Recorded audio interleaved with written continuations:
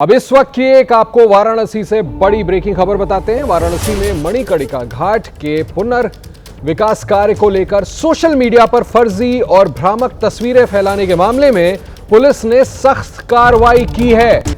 बड़ी खबर इस वक्त की, पुलिस ने चौक पुलिस स्टेशन में 8 अलग अलग एफआईआर दर्ज कर लिए। ये मामले एआई से बनाई गई तस्वीरें और गलत जानकारी फैलाने के आरोप में 8 लोगों के खिलाफ दर्ज कराई गई है, जिनमें आम आदमी पार्टी के राज्यसभा के सांसद संजय सिंह और बिहार से सांसद पप्पू यादव का नाम भी शामिल है।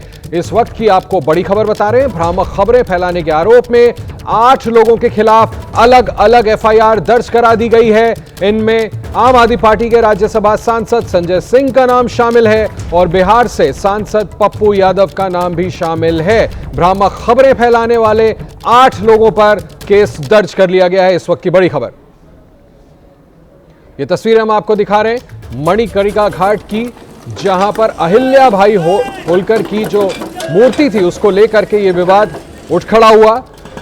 तमाम विपक्ष के बड़े बड़े नेताओं ने, अखिलेश यादव हो, चाहे कांग्रेस पार्टी के राज्य के अध्यक्ष अजय राय हो, चाहे अब मायावती, सभी स्पष्टीकरण मांग रहे हैं। और यह सीधा आरोप मुख्यमंत्री योगी आदित्यनाथ और उनके प्रशासन पर लगाया जा रहा है कि वहां पर अहिल्याबाई होलकर की मूर्ति को क्षति पहुंचाई गई। हालांकि मुख्यमंत्री ने खुद इस पर स्पष्टीकरण दिया और उन्होंने कहा कि ये भ्रांतियां फैलाई जा रही हैं। एआई क्रिएटेड यानी आर्टिफिशियल इंटेलिजेंस से क्रिएटेड इमेजेस को दिखा करके, तस्वीरों को दिखा करके लोगों को भ्रमित किया जा रहा है। और इसी को लेकर के बनारस में अब जैसा हमने आपको बताया 8 लोगों के खिलाफ मामला दर्ज कर लिया गया है। वाराणसी पुलिस ने चेतावनी भी दी है कि अगर इस मामले में आगे भी भ्रामक खबरें फैलाई गई तो उसके खिलाफ कार्रवाई की जाएगी। हमारे साथ बातचीत के लिए एसीपी डॉक्टर अतुल अंजान त्रिपाठी जी, हम उनसे इस पूरे मामले में जानते हैं वो कौन लोग हैं जिनके खिलाफ भ्रामक खबर फैलाने को लेकर मणिकर्णिका घाट मामले में मुकदमा दर्ज किया। मणिकर्णिका घाट पे जो कार्य चल रहा है उसको लेकर कई एक्स हैंडल से भ्रामक पोस्ट किए गए हैं, एआई जनरेटेड पोस्ट किए गए हैं, जिसको लेकर कल प्रोजेक्ट मैनेजर और नगर निगम के अधिकारियों के द्वारा तहरीर दी गई, जिस पर कि सुसंगत धाराओं में अभियोग पंजीकृत किया गया। अभी तक कुल 8 अभियोग पंजीकृत किए गए हैं। लगातार सोशल मीडिया पे मॉनिटरिंग चल रही है। जो भी इस प्रकार के भ्रामक पोस्ट या एआई जनरेटेड पोस्ट डालेगा या रिट्वीट करेगा और ऑब्जेक्शनेबल कमेंट करेगा, उसके खिलाफ सख्त वैधानिक कार्रवाई की जाएगी। इस मामले में कांग्रेस पार्टी के भी कुछ नेताओं का नाम है, आम आदमी पार्टी के राज्यसभा सांसद का भी नाम है। कौन लोग हैं जो अभी तक अभियोग पंजीकृत किए गए हैं? उसमें से कुछ अभियोग कांग्रेस के और कुछ जो है वो आम आदमी पार्टी के हैं। शेष जो प्राइवेट कैपेसिटी में किए गए हैं उनके द्वारा हैं। और भी लगातार डिटेल जो है इन हैंडल्स की निकाली जा रही है और डिटेल आने के बाद जो आगे की विधि कार्रवाई है वो की जाएगी। लगातार मॉनिटरिंग चल रही है ताकि इस प्रकार के कोई भी भ्रामक पोस्ट का प्रचार प्रसार ना करे, अदरवाइज उन पर सख्त वैधानिक कार्रवाई की जाएगी। आम आदमी पार्टी के राज्यसभा सांसद संजय सिंह भी हैं, बिहार के जो चर्चित नेता हैं पप्पू यादव कांग्रेस के वो भी हैं, जसविंदर कौर वो भी हैं। अभी तक जो तहरीर प्राप्त हुई है उनमें ये 3 नाम हैं और अब इनकी डिटेल आगे निकाली जा रही है कि जो जिस हैंडल से पोस्ट किए गए हैं, और इसके बाद कार्रवाई की जाएगी। एक अंतिम सवाल अतुल जी, क्या आने वाले समय में उन लोगों को भी चेतावनी दी जा रही है जो लोग ऐसे भ्रामक खबर फैला रहे हैं या इस मामले को रिट्वीट कर रहे हैं सोशल मीडिया? ये लगातार मॉनिटरिंग चल रही है और जो भी इस प्रकार के एआई जनरेटेड या मिसलीडिंग फैक्ट्स पोस्ट करेगा, रिट्वीट करेगा या कमेंट करेगा, उस पर सख्त कार्रवाई की जाएगी। एसीपी तो कह रहे हैं कि कार्रवाई की जा रही है, लेकिन धुआं तो वहीं उठता है जहां कुछ ना कुछ आग लगी हो। हमने थोड़ी देर पहले अपने पिछले बुलेटिन में आपको विस्तृत स्टोरी भी दिखाई थी इस पर रिपोर्ट। वहीं एफआईआर दर्ज होने के बाद अब आम आदमी पार्टी सांसद संजय सिंह ने कहा है कि मंदिर तोड़ने वालों पर कार्रवाई करो, मुझे डराने की कोशिश मत करो। मणिकर्णिका घाट को भारतीय जनता पार्टी की सरकार तोड़ रही है। अहिल्याबाई होलकर जी की प्रतिमा तोड़ दी, पूरे घाट को क्षतिग्रस्त कर दिया। स्थानीय जो बाबा हैं, जो संत हैं, उन्होंने जाके वहां मौके पर वीडियो बनाया जब ये घाट तोड़ा जा रहा था। इससे ज्यादा प्रमाण और क्या चाहिए? इससे ज्यादा साक्ष्य और क्या चाहिए? तो बजाय इसके कि उन पापियों पर कार्रवाई की जाए जिन्होंने मंदिर तोड़ा, बजाय इसके कि उन गुनहगारों पर कार्रवाई की जाए जिन्होंने हिंदू धर्म की आस्था पर चोट पहुंचाई, आघात पहुंचाया, एफआईआर मुझ पर कर दी गई क्योंकि मैंने ये मुद्दा उठाया। तो मैं बहुत स्पष्ट रूप से भारतीय जनता पार्टी के लोगों को यह कहना चाहता हूं कि आप एफआईआर से, मुकदमे से मुझे डरा नहीं सकते, रोक नहीं सकते, धमका नहीं सकते। मैं सच जो है वो बोलता रहूंगा। आप केवल एफआईआर दर्ज करा करके मुझे डरा नहीं सकते। समाजवादी पार्टी के जो सांसद हैं वो ये कह रहे हैं। संजय सिंह, मणिकर्णिका मूर्ति विवाद है क्या? चलिए अब आपको ये बताते हैं किन किन पर केस दर्ज हुआ है, ये भी जानना जरूरी है। संजय सिंह सांसद आम आदमी पार्टी के, आपको दिखाया वो क्या कह रहे हैं। दूसरे पप्पू यादव सांसद हैं पूर्णिया से।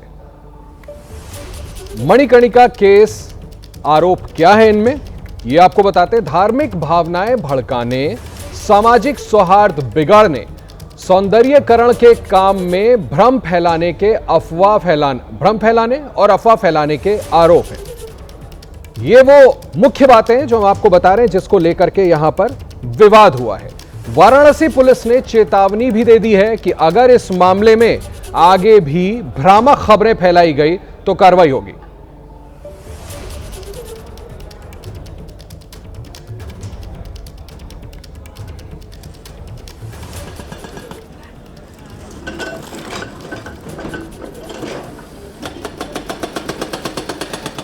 ये देखिए, हम आपको दिखा रहे हैं, आर्टिफिशियल इंटेलिजेंस से मंदिर को तोड़ने का दुष्प्रचार किया गया। ये खुद मुख्यमंत्री योगी आदित्यनाथ ने कहा है ये अपराध है और कांग्रेस दुष्प्रचार करने में लगी है। मुख्यमंत्री योगी आदित्यनाथ ने इस पर पलटवार करते हुए कांग्रेस को घेरा।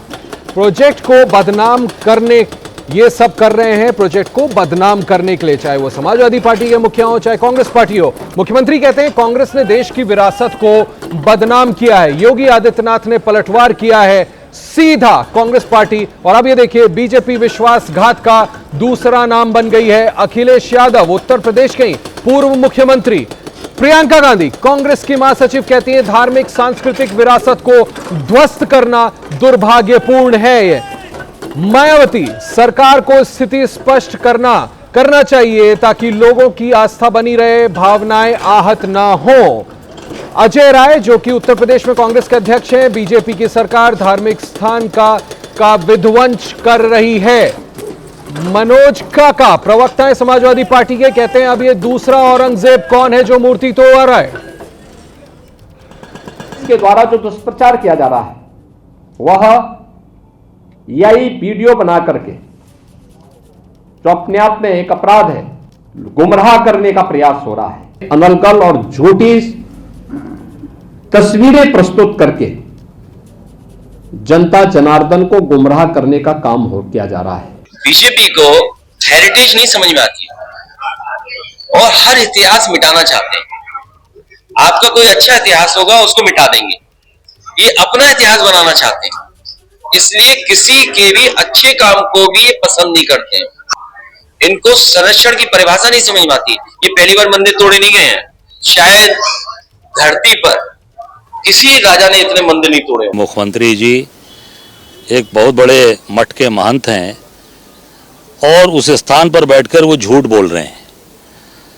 एआई बनाकर जो बात कह रहे हैं, ये आम काशी के लोगों से पूछ लें, आम जनमानस। और ये जो पत्र है मेरे पास, ये इनके परिवार का, माता अहिल्या जी के परिवार का लेटर है। ये इन्होंने लिखा है, ये 10 जनवरी 2026 को बिना किसी पूर्व सूचना के वाराणसी नगर निगम अधिकारियों ने कहने पर मणिकर्णिका घाट को कुछ ही घंटों में ध्वस्त कर दिया गया। कुछ लोग हैं जो काशी की इस विरासत को सदैव बदनाम करते हैं, उसे अपमानित करते हैं।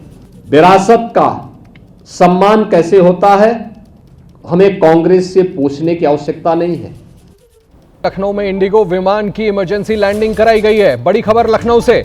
लखनऊ में इंडिगो विमान की इमरजेंसी लैंडिंग हुई है। बम की खबर के बाद विमान की इमरजेंसी लैंडिंग कराई गई। बड़ी खबर है इस वक्त लखनऊ से। बम की खबर के बाद विमान की इमरजेंसी लैंडिंग कराई गई। इंडिगो फ्लाइट 6E6650 की इमरजेंसी लैंडिंग कराई गई है। लखनऊ एयरपोर्ट की तस्वीरें हम आपको दिखा रहे हैं। लखनऊ एयरपोर्ट पर इंडिगो विमान की जांच जारी है। दिल्ली से सिलीगुड़ी जा रही थी फ्लाइट में बम की खबर। इंडिगो की ये फ्लाइट, फिर से बता देता हूं आपको, फ्लाइट की संख्या है 6E6650, जिसकी इमरजेंसी लैंडिंग कराई गई है। तस्वीरें हम आपको दिखा रहे हैं, इंडिगो फ्लाइट की लैंडिंग कराई गई। लखनऊ में बम की खबर के बाद जांच जारी है।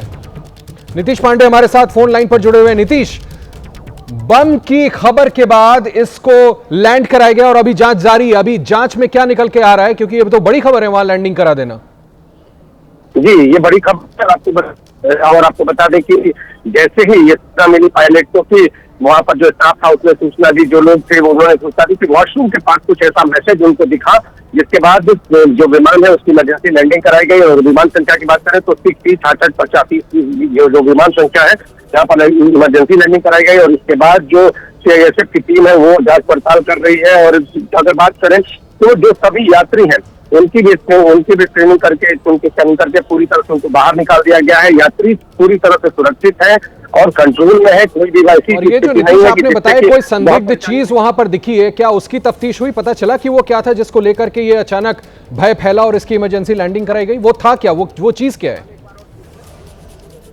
नीतीश, मैं पूछ रहा था, आपने बड़ी जानकारी दी कि वहां कोई संदिग्ध चीज देखने को मिली थी जिसके बाद यह भय हुआ कि यह बम हो सकता है, उसको लेकर के तफ्तीश में क्या पता चला? देखिए, अभी तक जो प्राथमिक सूचना है उसके आधार पर यह था कि वॉशरूम जो आमतौर पे जो विमान में वॉशरूम होता है उसके पास एक संदिग्ध मैसेज, और वो मैसेज कहीं ना कहीं बम की सूचना से जुड़ा हुआ था। और इस मैसेज को जब पायलट को दिया गया तो इमरजेंसी लैंडिंग कराई गई। और अब उस मैसेज की भी पड़ताल की जा रही है कि इस मैसेज के पीछे क्या है, किसी ने बदमाशी के लिए किया कुछ है। जी, आपकी आवाज में थोड़ी सी कुछ टेक्निकल दिक्कतें आ रही है। मैं स्पष्ट कर दूं कि कोई संदिग्ध इस तरह से मैसेज लिखा हुआ था जिसको पढ़ने के बाद इस बात की आशंका हुई कि कोई ना कोई फाउल प्ले है, बम की अफवाह सी लगी और उसके बाद एहतियातन इसकी इमरजेंसी लैंडिंग कराई गई। कोई संदिग्ध चीज नहीं, फिर से बता दूं, वहां पर कुछ ऐसा लिखा हुआ था जिसको लेकर शंका हुई। अच्छी खबर यह कि कम से कम यात्रियों को यहां से निकाल लिया गया, तफ्तीश चल रही है। पटना चलते हैं। पटना के शंभू गर्ल्स हॉस्पिटल में रहकर नीट की तैयारी कर रही छात्रा का रेप और संदिग्ध मौत मामले को लेकर सियासत गर्म हो गई है। बिहार विधानसभा में विपक्ष के नेता तेजस्वी यादव ने बिहार सरकार को इस मामले पर घेरा है। बड़ी खबर आपको बता देते हैं किस तरह से तेजस्वी यादव ने सरकार को इस मामले पर घेरा, साथ ही बढ़ते अपराध को लेकर सरकार पर तेजस्वी यादव ने निशाना साधा है। एक बार फिर से मैं आपको बता दूं, बड़ी खबर, पटना के शंभू गर्ल्स हॉस्पिटल में रहकर नीट की तैयारी कर रही छात्रा का रेप और संदिग्ध मौत मामले को लेकर सियासत अब गर्म हो गई है। बिहार विधानसभा में विपक्ष के नेता आरजेडी के प्रमुख तेजस्वी यादव ने बिहार सरकार को घेरा है, साथ ही बढ़ते अपराध को लेकर सरकार पर, नीतीश सरकार पर निशाना साधा है। अब हम आपको बताते हैं कि इसी मुद्दे पर जीतन राम मांझी का क्या कहना है। मेडिकल का जो रिपोर्ट है उसने साफ कहा है कि रेप हुआ है या नहीं हुआ है, इसकी संभावनाओं को नकारा नहीं जा सकता है। तो स्पष्ट है कि और आगे का उसमें जांच चल रही है और हत्या हुई, हत्या के बाद उसको विश्व रूप में छिपाने का प्रयास हुआ। सही है कि कहीं कुछ न कुछ गड़बड़ी हुई है। तेजस्वी यादव से पहले पटना रेप केस में लोकसभा सांसद पप्पू यादव, जन सुराज पार्टी के संयोजक प्रशांत किशोर और आरजेडी सभी बिहार की नीतीश सरकार पर हमलावर हैं। जिस छात्रा की मौत हुई वो पटना का कंकड़बाग इलाके में मौजूद शंभू गर्ल्स हॉस्टल में माफ कीजिएगा, मेडिकल की तैयारी कर रही थी, जहां पर गंभीर रूप से घायल हालत में मिलने के बाद उसे प्रभात मेमोरियल अस्पताल में भर्ती कराया गया था। पप्पू यादव ने इस अस्पताल का जायजा लिया। हम आपको तस्वीरें स्क्रीन पर दिखा रहे, 4 अलग अलग तस्वीरें देखिए। यहां पप्पू यादव ने आरोप लगाया कि हत्याकांड है और इसके आरोपी डॉक्टरों को बचाने की कोशिश की जा रही है। पप्पू यादव ने एक बार फिर से गर्ल्स हॉस्टल की आड़ में सेक्स रैकेट चलाने का बड़ा आरोप लगाया है और दावा किया है कि मृतक छात्रा इसी सेक्स रैकेट का शिकार हो गई।